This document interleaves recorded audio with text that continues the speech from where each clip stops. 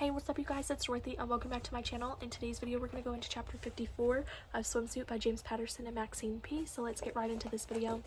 This video may contain sensitive topics and foul language. If you do not wish to continue, I'd suggest you click off the video now. You have been warned.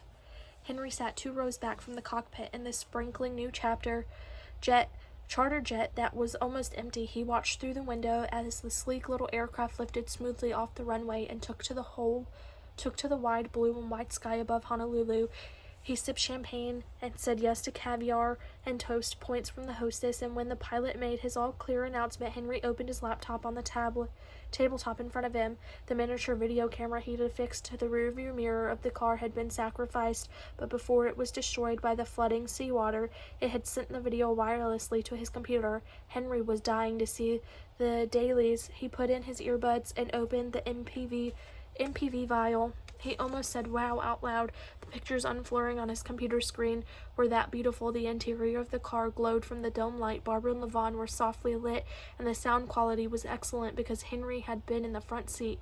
He was not in the shot, and he liked that. No mask, no distortion, just his disembodied voice, sometimes as Marco, sometimes as Andrew, at all times reasoning with the victims.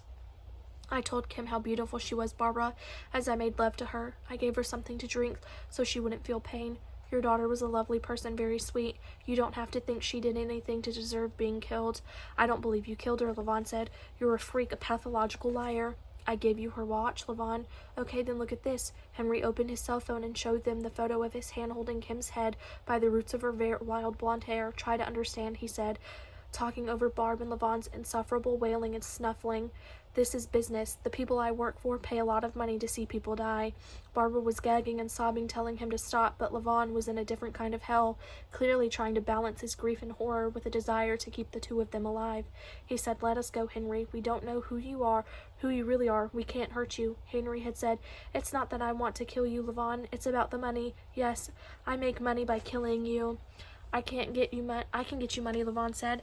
I'll beat their offer, I will. And now there on his laptop, Barbara was pleading for her boys. Henry stopped her, saying it was time for him to go.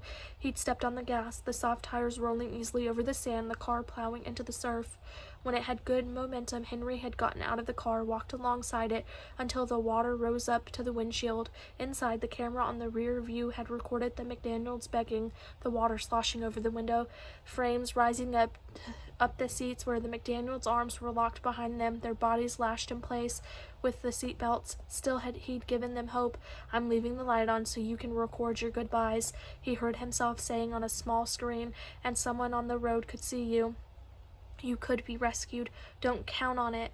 Don't count it out, but if I were you, I'd pray for that." He had wished them luck, then waded back up to the beach. He stood under the trees and watched the car sink completely in about 3 minutes, faster than he would have guessed.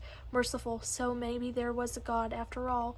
When the dome light winked out, he changed his clothes, then walked up the highway until he caught a ride. Now he closed his laptop, finished the champagne as the hostess handed him the lunch menu. He decided on the duck à l'orange, but on his Bose speakers, and listened to some Brahms, soothing, beautiful, perfect. The last few days had been exceptional, a fantastic drama every minute, a highlight of his life. He was quite sure everybody would be happy. That is the end of this chapter. I will see you guys in the next video. Bye!